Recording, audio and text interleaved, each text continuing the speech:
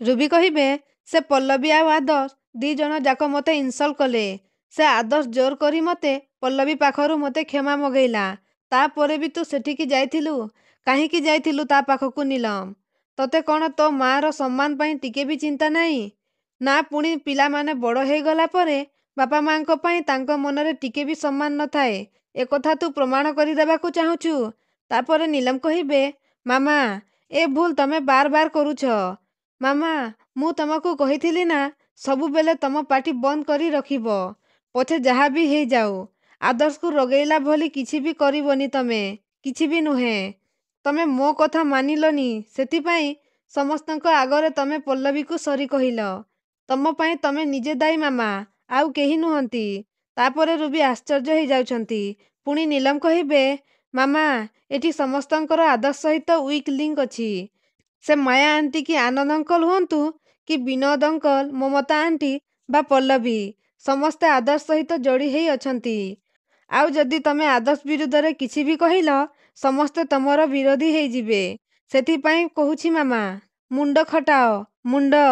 ପୁଣି କହିବେ ପଲ୍ଲବୀ ଯେତେବେଳେ ସୁଶୀଲା ହେଇ ବାହାରୁ ଘରକୁ ଆସିଲା ଯଦି ସେତେବେଳେ ତମେ ତମ ଆଡ଼ୁ ଯାଇ ପଲ୍ଲବୀଙ୍କୁ ପାଣି ପିଆଇ ଦେଇଥାନ୍ତ ତାହେଲେ ଆଦର୍ଶ ତମକୁ ମୁଣ୍ଡରେ ବସେଇଥାନ୍ତା ମାମା। ଏବେ ଏ ଘରେ ଏମିତି ପରିସ୍ଥିତି ହେଇଯାଇଛି ଯେ ଯୋଉଠିକି ଆମେ ଚାହିଁଲେ ଏ ଘରକୁ ଆଉ ଏ ଘର ଲୋକମାନଙ୍କୁ ଶାସନ କରିପାରିବା। ଏଇ କଥା ତମେ ନିଜେ କହୁଥିଲ ନା ମାମା। ତ ବାର ବାର ଏଇ ସେମ୍ ଭୁଲ କାହିଁକି କରୁଛ? ମିଠା ଝୁରି ହୁଅ ମାମା। ଏଇଟା ହିଁ ତମ ପାଇଁ ଠିକ୍ କାମ କରିବ। ଏବେ ତମେ ମୋ କଥା ମାନ ମାମା। ତମେ ସାଙ୍ଗେ ସାଙ୍ଗେ ପଲ୍ଲବୀ ପାଖକୁ ଯାଅ ଆଉ ତା ପାଇଁ କନସର୍ନ ଦେଖାଅ। ଯାହା କରିବା କଥା ଆମକୁ ସିକ୍ରେଟଲି କରିବାକୁ ପଡ଼ିବ। ଯାଅ। ଆଉ ଏପଟେ ଆଦର୍ଶ ଚିତ୍ତ ଅଙ୍କଲକୁ କହିବେ ପଲ୍ଲବୀକୁ ଇନୋସେଣ୍ଟ ପ୍ରୁଭ୍ କରିବାକୁ ହେଲେ ଆମକୁ କୌଣସି ଲିଗାଲ ପ୍ରୁଫ୍ ଦରକାର ଚିତ୍ତ ଅଙ୍କଲ। ସେ କରପ୍ଟେଡ୍ କନେଷ୍ଟବଳ ସୁକାନ୍ତ ଆମ କଥାରେ ରାଜି ହେଇଗଲା। କିନ୍ତୁ ପରେ ସେ ଏମଏଲଏ ଫେଭରରେ ପୁଣି ପଲଟି ଯାଇପାରେ। ତେଣୁ ଆମକୁ ସେଥିପାଇଁ ଷ୍ଟ୍ରଙ୍ଗ ପ୍ରୁଫ୍ ଦରକାର। ତାପରେ ପଲ୍ଲବୀଙ୍କ କଲ୍ ଆସିବ। ଆଉ ଆଦର୍ଶ କଲ୍ ଉଠେଇବେନି। ତାପରେ ଚିତ୍ତ ଅଙ୍କଲ କହିବେ କ'ଣ ହେଲା ଆଦର୍ଶ ବାବୁ? ମ୍ୟାଡାମ ଫୋନ୍ କରୁଛନ୍ତି ଆପଣ ରିସିଭ୍ କରୁନାହାନ୍ତି କାହିଁକି? ତାପରେ ଆଦର୍ଶ କହିବେ ତାଙ୍କ କଥା ମୁଁ କ'ଣ କହିବି ଚିତ୍ତ ଅଙ୍କଲ। ଏ ଟିକେ ଆଗରୁ ତ ତାଙ୍କ ସହିତ ମୋର ଝଗଡ଼ା ହେଇଗଲା। ସେ ଏମଏଲଏ ତା ଲୋକ ଲଗେଇ ପଲ୍ଲବୀଙ୍କର ଏକ୍ସିଡେଣ୍ଟ କରେଇ ତାଙ୍କୁ ଜୀବନରୁ ମାରିଦେବା ପର୍ଯ୍ୟନ୍ତ କଥା ଗଲାଣି। ମୁଁ ତାଙ୍କୁ କହୁଛି ଚାକିରି ଛାଡ଼ିଦିଅ ଘରେ ବସି ରେଷ୍ଟ ନିଅ। କିନ୍ତୁ ସିଏ ବିଲକୁଲ ବି ମୋ କଥାରେ ରାଜି ହେଉନାହାନ୍ତି। ତାଙ୍କୁ ତାଙ୍କ ଚାକିରି ପାଇଁ ଚିନ୍ତା ଲାଗିଛି।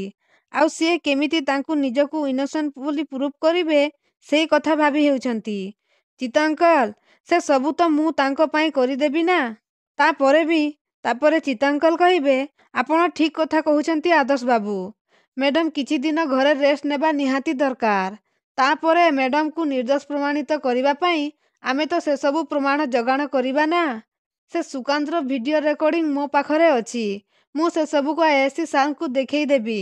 ତାପରେ ଆଇଆଇସି ସାର୍ ଏ କେସ୍କୁ ସିରିୟସ୍ ନେବାକୁ ବାଧ୍ୟ ହେବେ। ଏଥିରେ ବ୍ୟସ୍ତ ହେବାର କ'ଣ ଅଛି? ତାପରେ ଆଦର୍ଶ କହିବେ ନାଇଁ ଚିତ୍ତ ଅଙ୍କଲ ଆମେ ଏତେ ତରବର ହେବା ଉଚିତ ନୁହେଁ। ଆମକୁ ଧୀରେ ସୁସ୍ଥେ ଅପେକ୍ଷା କରି ଆହୁରି ପ୍ରମାଣ ଯୋଗାଡ଼ କରିବାକୁ ପଡ଼ିବ ଚିତ୍ତ ଅଙ୍କଲ। ଆଉ ସେଥିପାଇଁ ସେତିକି ଦିନ ପର୍ଯ୍ୟନ୍ତ ପଲ୍ଲବୀ ଘରେ ରହିବା ଦରକାର। ତେଣୁ ବେଷ୍ଟ ଉପାୟ ପଲ୍ଲବୀଙ୍କ ସସ୍ପେନସନ ଯେମିତି କ୍ୟାନସେଲ ନ ହଉ। ସେଥିପାଇଁ ଆମକୁ ଉପାୟ ଚିନ୍ତା କରିବାକୁ ପଡ଼ିବ। ତ ଦର୍ଶକ ବନ୍ଧୁ ଆପଣଙ୍କୁ କ'ଣ ଲାଗୁଛି? ସତରେ କ'ଣ ଆଦର୍ଶ ତାଙ୍କ ପ୍ଲାନରେ ସଫଳ ହେଇଯିବେ କି? ଆମକୁ କମେଣ୍ଟ ମାଧ୍ୟମରେ ୟେସ୍ ଅର୍ ନୋ ଲେଖି ଜଣାନ୍ତୁ।